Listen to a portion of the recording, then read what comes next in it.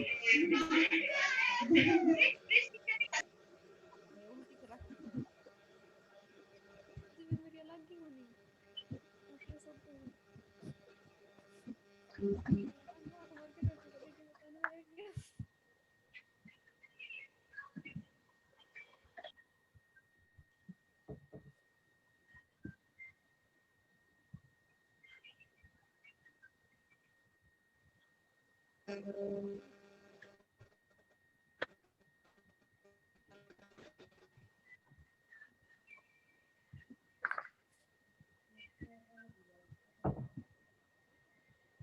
जी बेटा, good morning all of you.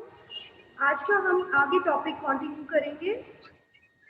आज का जो कल आपको करवाया था उसके आगे हम स्टार्ट करते हैं। आज है धारणीय विकास, सस्टेनेबल डेवलपमेंट क्या होता है।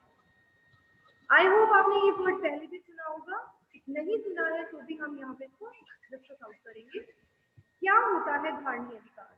धारणीय विकास जो है उससे अभिप्राय आर्थिक विकास से है, इकोनॉमिक डेवलपमेंट से है। और कौन से इकोनॉमिक डेवलपमेंट से है बेटा? जो पर्यावरण यानी एनवायरनमेंट को बिना कोई हानि पहुंचाए किया जाता है।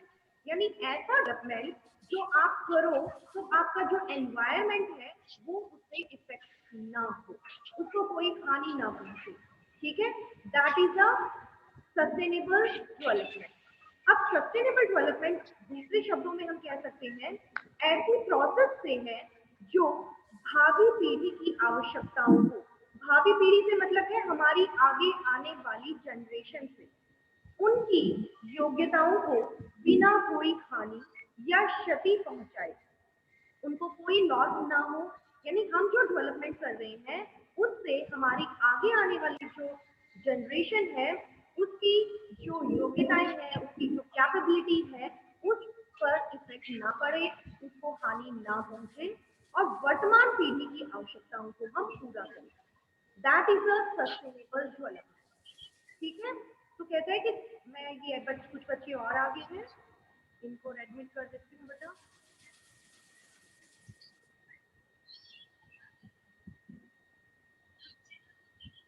ठीक है, तो क्लियर है सस्टेनेबल डेवलपमेंट क्या होता है।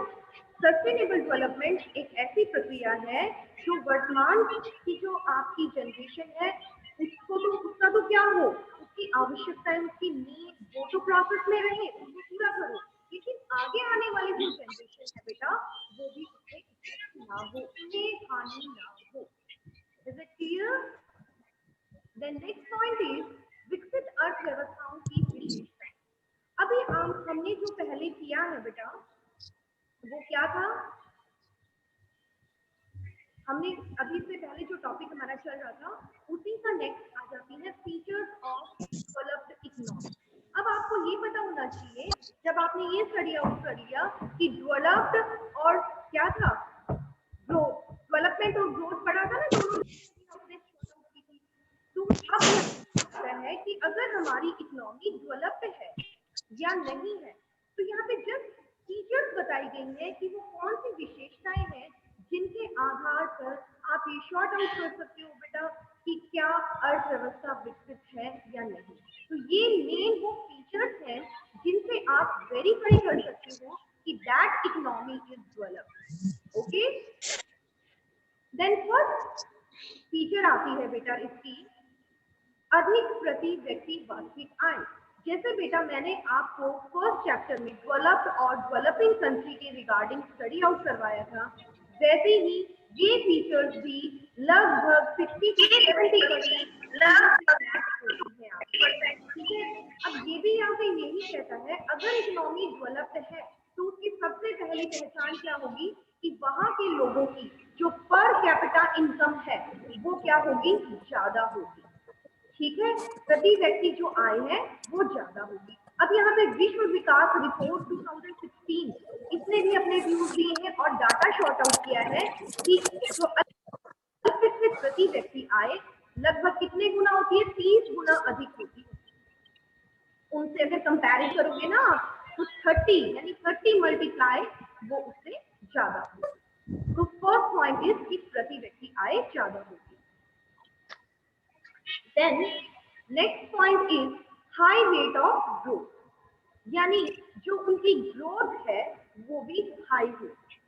ग्रोथ अभी आपने स्टडी आउट किया था लास्ट में कि ग्रोथ समृद्धि यानी वित्त अर्थव्यवस्थाओं में जो प्रति व्यक्ति आय होगी ना बेटा, वो अधिक नहीं होती है, बल्कि उसकी विकास दर की अपेक्षा वो अधिक होती है। ठीक है, तो यहाँ पे ये इन्होंने ग्रोथ के रिगार्डिंग बताया, यानी अभी मैंने आपको पहले ये बताया था कि कैसे यानी पहले क्या शुरू हुई है, ग्रोथ।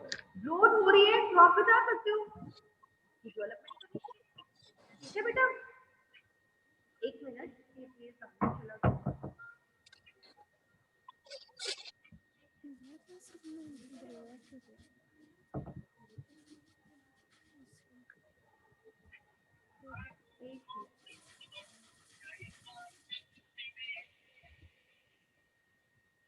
हाँ जी, यहाँ तक क्लियर है दोनों पॉइंट।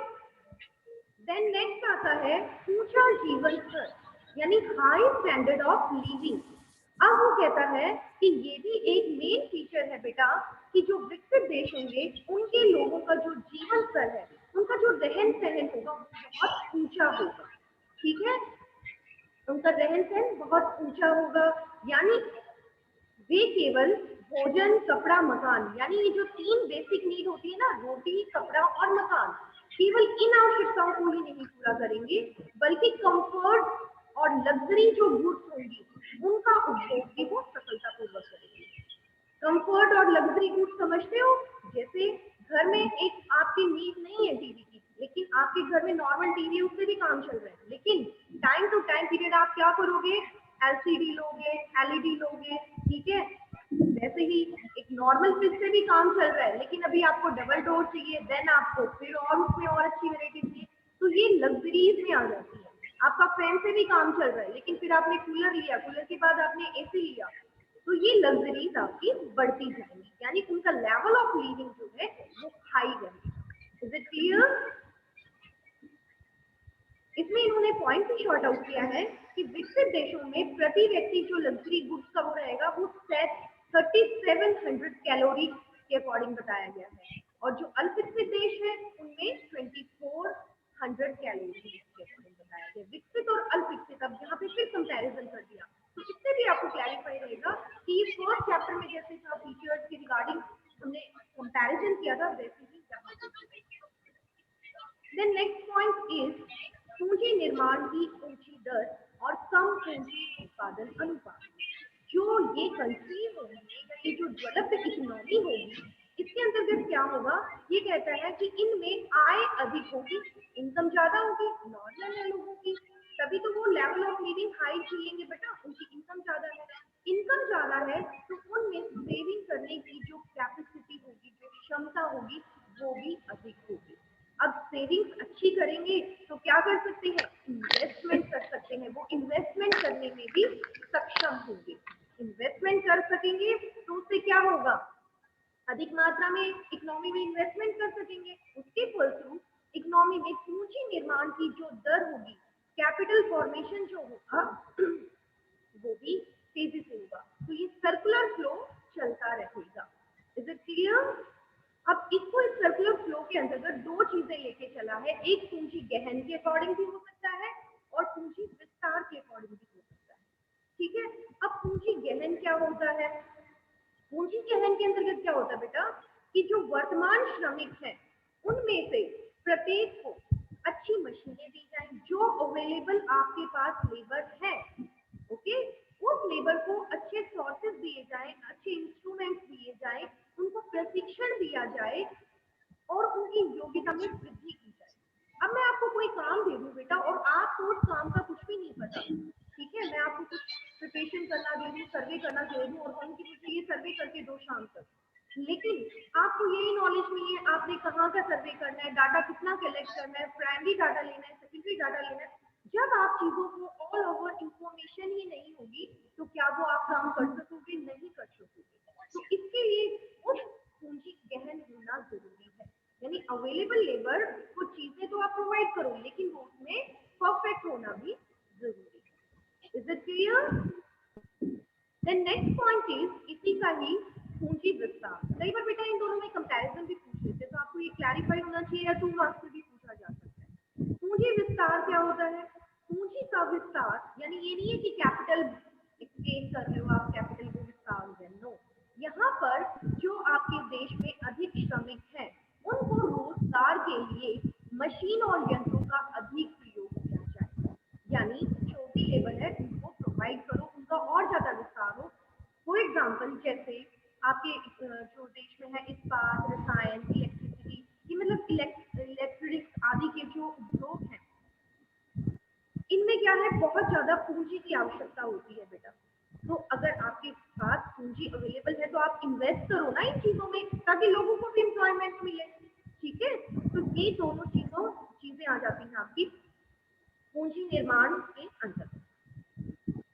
नेक्स्ट आता है उन्नत मानवीय पूंजी, यानी डेवलप्ड ह्यूमन कैपिटल। अब कैपिटल वर्ड तो आप बहुत बार पढ़ चुके हो, पूंजी, लेकिन यहाँ पे मानवीय पूंजी से मतलब है, मानवीय पूंजी क्या होती है? फर्स्ट ऑफ ऑल आपको ये पता होना चाहिए। मानवीय पूंजी से मतलब ये है बेटा कि जो जनसंख्या है उसके दिमाग कहो, उसकी सोच कहो, ठीक है, उसकी योग्यता कहो, और उसके हाथों में निहित ज्ञान और हुनर से है। यानी मानव पूंजी से मतलब ये है कि आप उस जो काम आपको दिया जा रहा है, आप उस काम को करने में कितने सक्षम हो, क्या आपकी वो क्षमता है। अब आपको कहा जाए कि आप यूजी क्लासेस टीच करो और आप पीजी पढ़ चुके हो, पोस्ट ग्रेजुएट कर चुके हो, ठीक है, तो आप पढ़ा सकते हो यूजी के बच्चों को, ठीक है, लेकिन आप खुद ही अभी पढ़ रहे हो, अंडर ग्रेजुएट हो, और आपको कहा जाए कि और अंडर ग्रेजुएट बच्चों को पढ़ाओ, तो आप नहीं पढ़ा सकते, बिकॉज ऑफ अभी आपको ही उस चीज की नॉलेज नहीं है। आपको अभी उसकी नॉलेज होगी तभी आप अपनी नॉलेज आगे एक्सप्लेन कर सकते हो, विस्तार कर सकते हो। तो वही चीज यहाँ पे है कि मानव पूंजी जो है, जो अवेलेबल आपके पास पॉपुलेशन है, उसके दिमाग या हाथों में नहीं, उनके ज्ञान से है और उनके हुनर से है, यानी वो उस काम को किस तरीके से करते हैं। अब इसके अंतर्गत हम देखते क्या क्या है। मानवीय पूंजी का निर्माण कब होता है? जब लोगों को शिक्षा या स्वास्थ्य या ट्रेनिंग, जो आजकल ट्रेनिंग टाइम पीरियड आप देखते हो ना, लगभग कंपनीज में 6 मंथ, 3 मंथ या 1 मंथ का ट्रेनिंग टाइम पीरियड होता है, वो इस चीज के कारण, दैट इज द रीजन, ताकि आपको वो काम समझाया जा सके, देन आप उस काम को आगे कर सकते। ठीक है बेटा, ट्रेनिंग आदि की सुविधाएं प्रदान करने के लिए इन्वेस्ट किया जाता है। अब इसमें ये दो चीजें लेके चलता है, इसमें क्या होना चाहिए? अब मानव पूंजी कब उन्नत होगी, कब अच्छी होगी आपके देश में? जब श्रमिकों का अच्छा स्वास्थ्य होगा और उनकी लंबी आयु होगी। इट मीन्स अगर आप अच्छा खाएंगे, अच्छे से रहेंगे, टाइम पे सब चीजें करेंगे, तो क्या होगा? आपका स्वास्थ्य ठीक रहेगा। लेकिन आपको भर पेट खाना ही नहीं मिलेगा, टाइम पे आपको कोई दवाई नहीं मिलेगी, तो आप बीमार हो जाएंगे। बीमार हो गए तो रोजगार पे करने, काम करने नहीं जा सकते, तो प्रॉब्लम होगी। इट मीन्स आपकी वहां पे मानव पूंजी फिनिश हो जाएगी। Then opposite next point is श्रमिकों की शिक्षा और प्रशिक्षण, यानी जिन लेबर को, जिन मजदूर को जो काम दिया जा रहा है, उनको उस काम का प्रशिक्षण होना चाहिए, उनको ट्रेनिंग दी जानी चाहिए, और उनको उसकी नॉलेज यानी उसकी शिक्षा दी जानी चाहिए। ठीक है, तो यही तो रीजन होता है ना बेटा, क्यों 10th के बाद साइड चुनी जाती है कि आप मेडिकल साइड लोगे, आप आर्ट्स लोगे, आप कॉमर्स लोगे, और फिर आप ये अंडर ग्रेजुएट पे अपनी एजुकेशन कंप्लीट करके फिर उस अकॉर्डिंग आप आगे काम करते हो, या आगे आपने जो पीएचडी करना हो या आपने कंपनी में जॉब करनी हो, तो वो उस रिगार्डिंग स्ट्रीम आप चॉइस करते हो। तो वो किस आधार पे करते हो? एजुकेशन के आधार पे करते हो। आप ये देखते हो कि आपकी नॉलेज क्या है, किस चीज में आप जाना चाहते हो। पेरेंट्स पूछते हैं ना कि हाँ अब इस फील्ड में आप लेना चाहते हो एडमिशन, क्या करना है, आपने आगे क्या बनना है, तो उस अकॉर्डिंग आप अपनी स्ट्रेंथ देखते हो। ठीक है, तो ये कंप्लीट पॉइंट है उन्नत मानवीय पूंजी। देन नेक्स्ट पॉइंट इज जनसंख्या की कम वृद्धि दर। अब जो डेवलप्ड इकोनॉमी होगी, जो विकसित अर्थव्यवस्थाएं हैं, उनका एक मेजर जो फीचर है वो ये भी है कि जनसंख्या की जो वृद्धि दर है वहां पे कम होनी शुरू हो जाएगी, बहुत कम होगी वहां पे। रीजन क्या होगा कि वहां पे जन्म दर भी कम होगी और वहां पे मृत्यु दर भी कम होगी बेटा। और उनमें क्या है, एक स्थिरता सी, स्टेबिलिटी सी आ जाएगी। बिकॉज ऑफ, अगर आपकी इकोनॉमी जो विकसित है, तो इसका मतलब क्या है कि लोग वहां पे नॉलेजेबल है, उनको ज्ञान है, उनको पता है कि हमारे परिवार, आप देखो बेटा कि अगर आप अपनी दादी, अपने पापा मम्मी से देख लो कि वो कम से कम लगभग फैमिलीज में कोई 3 भाई बहन है, कोई 5 है, कोई 8 है। दादी से पूछोगे तो दादी कहेंगी हम तो 6 भाई बहन थे, या हम तो 7 7 थे, 8 8 थे। तो पहले वाली जो ब्रॉड फैमिलीज है, उनका रीजन यही था कि उनका तो यही था कि ठीक है बेबी है, भगवान की देन है, बच्चे हो रहे हैं, ठीक है, कोई दिक्कत नहीं। लेकिन आज हम पढ़े लिखे लोगों की सोच क्या है, क्या सोच है हमारी, हम यही सोचते हैं बेटा कि हमारे बच्चे उतने ही हो जितना हम उनको एजुकेट कर सकें, ठीक है, जितनी हम उनको एजुकेशन दे सकें टाइम पे, हम उनकी सारी इच्छाएं पूरी कर सकें। यही रीजन है कि आज जो सोच है वो चेंज हो गई है। और अब जो है लोग क्या कर रहे हैं यहाँ पे कि हम दो हमारे दो, या हम एक हमारा एक, तो ये प्रोसेसिंग क्या है, कम हो गई है, ठीक है। दैट इज द रीजन, ठीक है। अब हम लोग सोचते हैं हमसे आगे आपकी जनरेशन है, आपकी सोच भी ऐसी होगी क्योंकि आप एजुकेटेड हैं, क्योंकि आपको पता है कि आपकी जो जनरेशन है आगे आने वाली, क्या आप उनको वो सभी सुविधाएं, वो सारे एफर्ट, वो सारी चीजें दे सकते हो, तभी आप जनरेशन आगे बढ़ेगी। तो ये भी एक बहुत बड़ी है। दूसरा आता है कि जन्म दर तो ठीक है कम हो जाएगी इस नॉलेज के अकॉर्डिंग, क्या मृत्यु दर भी कम हो जाती है बेटा? वहां पे जब डेवलप हो गए हैं तो स्वास्थ्य सेवाएं भी उतनी ही ब्रॉड हो जाती है। आपको पता चल जाता है, आपको इतनी नॉलेज है, आपके सर में दर्द है तो आपको पता होता है नॉर्मल टैबलेट तो हम घर में भी रखते हैं, सर में दर्द है तो हमें कौन सी लेनी है, हमें कोल्ड हो गया तो हमें कौन सी टैबलेट लेनी है। देन अगर हमारी प्रॉब्लम ज्यादा कोई कॉम्प्लिकेटेड हो जाती है प्रॉब्लम, तो हम डॉक्टर से भी कंसल्ट करते हैं, दवाई लेते हैं, टाइम पे दवाई खाते हैं। तो ये सारी चीजें क्या है, हम ब्रॉड हो गए हैं, हमारी जो सोच है वो ब्रॉड हो गई है। पहले ये ऐसा नहीं था, बीमार हो गए कोई नहीं, हो जाएगा ठीक, घर में ही दवाई कर दी, घर में प्रिकॉशन कर दिया, कोई बात नहीं, एक हफ्ते में और ठीक हो जाएगा, कोई दवाई लेने की जरूरत नहीं। लेकिन अब ऐसा नहीं है। तो ये रीजन है कि जनसंख्या की कम वृद्धि दर, यानी जन्म दर कम हो रही है तो मृत्यु दर भी वहां पे कम हो रही है। Is it clear?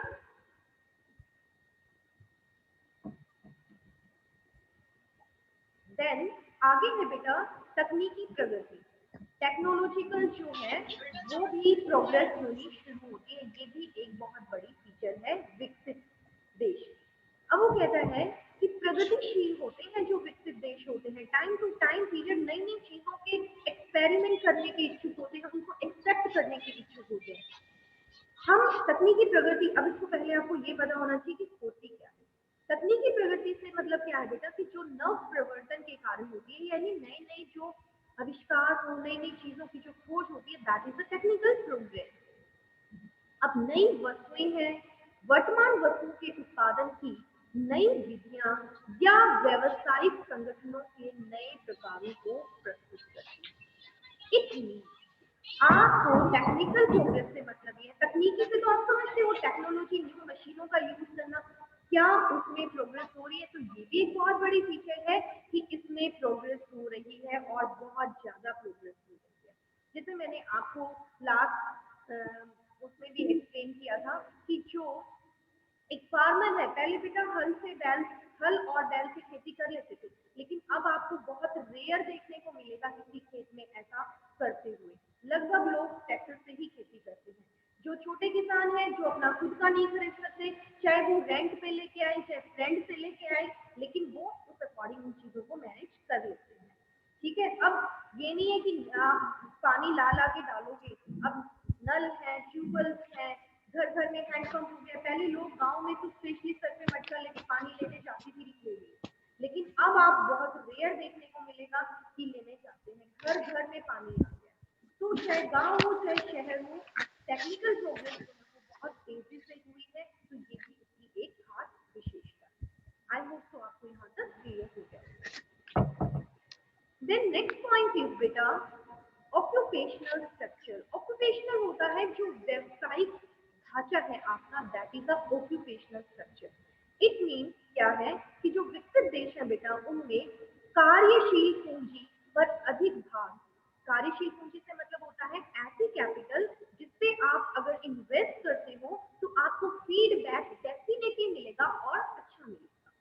यानी हम आप कई बार सोचते हो ना, मान लीजिए आपकी कोई फ्रेंड है, ऐसी फ्रेंड है जिसको वो आपसे 100 रुपीज मांगती है, आपको पता है और उन्हें बता रखा है कि ये पैसे वापस देने वाली नहीं है, तो आप वो आपसे आगे कहेगी मुझे 100 रुपीज चाहिए, मैं कल दे दूंगी, और आपको पता है कि नहीं देगी, तो आप क्या करोगे? अवॉइड करोगे कि नहीं।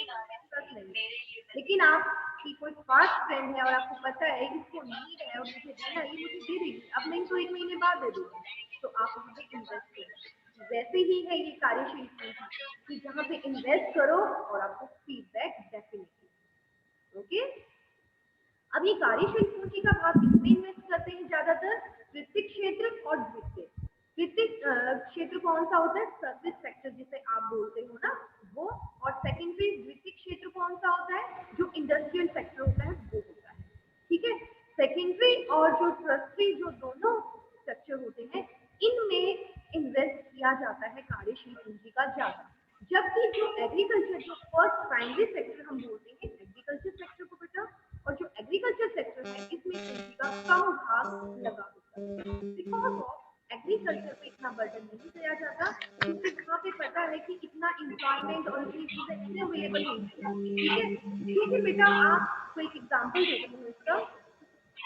अगर फैक्ट्री में माल बन रहा है तो बाहर बारिश हो रही है, आपको पता है रो मटेरियल आ गया है, माल बन रहा है, माल बन के डेफिनेटली 1 वीक में तैयार होना, तो वो 1 वीक में ही तैयार हो जाएगा। बाहर बारिश आ रही है, भूकंप आ गया, उसका उससे कोई इफेक्ट नहीं पड़ेगा। ठीक है, लेकिन अगर प्राइमरी सेक्टर में फसल आपकी तैयार हो, बीज बोया, फसल तैयार करी, 6 महीने आपने पूरी मेहनत करी, लेकिन उस 6 महीने की मेहनत में लास्ट के 5th मंथ में बारिश आ गई, और बारिश आके क्या हुआ? बाढ़ ही आ गई, सारी फसल खराब हो गई। वहाँ पे फीडबैक क्या हुई किसान के लिए? इसलिए भी एग्रीकल्चर सेक्टर की बजाय जो है इंडस्ट्रियल और सर्विस सेक्टर में, इनके अंतर्गत इन्वेस्ट ज्यादा किया जाता है। ओके बेटा,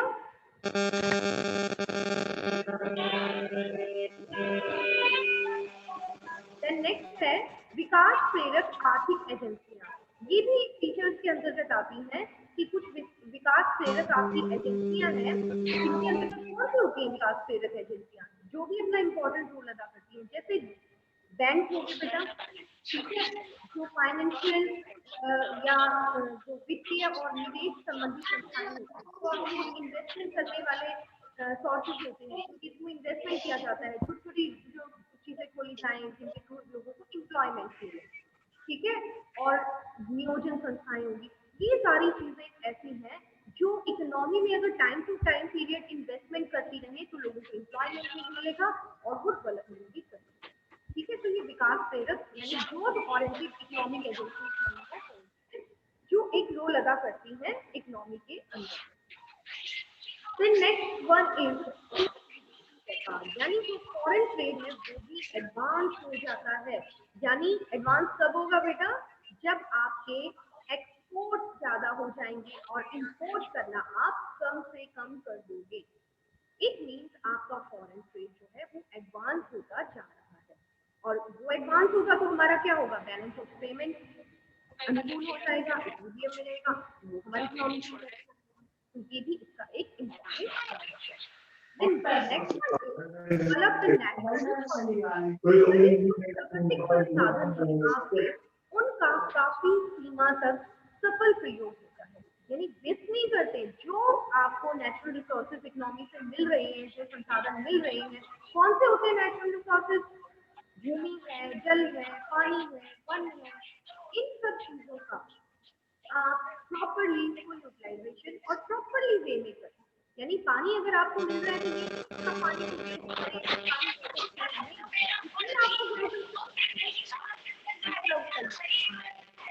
ये भी एक रीजन कि जो डेवलप्ड है नेचुरल रिसोर्सेज। लास्ट पॉइंट इसका आता है बाजार का विस्तृत आकार। जो मार्केट है आपका वो क्या हो जाएगा? वाइडर साइज हो जाएगा, बाजार का आकार वाइडर हो जाएगा। यानी इकोनॉमी में बाजार का अगर विस्तार होगा, इसका मतलब ये है बेटा कि श्रम विभाजन होगा। श्रम विभाजन यानी विशिष्टीकरण। अब जो लेबर की जहाँ जरूरत है उनको वहाँ पे माइग्रेट कर दिया जाएगा। जितना लेबर एग्रीकल्चर सेक्टर में नीड है उसका वहाँ पे यूज करेंगे, और जो बाकी लेबर है वो इंडस्ट्रीज या सर्विस सेक्टर में माइग्रेट कर दिया जाएगा। तो इससे क्या होगी, उनकी कार्य कुशलता में भी वृद्धि होगी, साधनों की उत्पादकता बढ़ेगी, जो साधन आपके पास अवेलेबल है उनकी प्रोडक्टिविटी जो है वो इंक्रीज होगी, बाजार का आकार बड़ा होता जाएगा। तो क्या होगा, जितना बाजार आपका ब्रॉड होता जाएगा, उत्पादन का पैमाना यानी आप जो प्रोडक्शन कर रहे हो वो भी बढ़ता जाएगा। अब वो बढ़ेगा तो क्या होगा, आपको आंतरिक और बाह्य बचतें यानी होनी शुरू हो जाएंगी। सेविंग्स होंगी तो उत्पादन की मात्रा आप और बढ़ाओगे ना डेफिनेटली, कि मुझे इतनी बचत हो रही है तो मैं आगे और इन्वेस्ट करूँ, तो आप मांग बढ़ाओगे। देन उसके कारण क्या होगा, उत्पादन लागत जो आपको प्रोडक्शन आप कर रहे हो उसकी कॉस्ट क्या होगी, वो कम होनी शुरू हो जाएगी, मिनिमाइज हो जाएगी। तो इस कारण ये सारा आप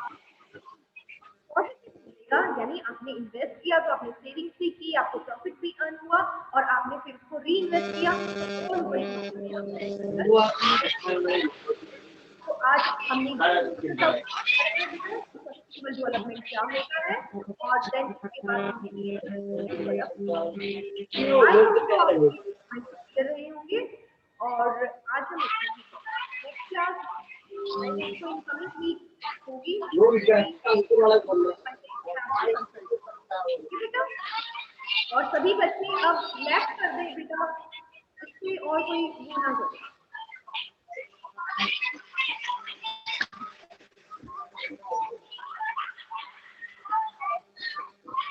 इसका शुक्र आपको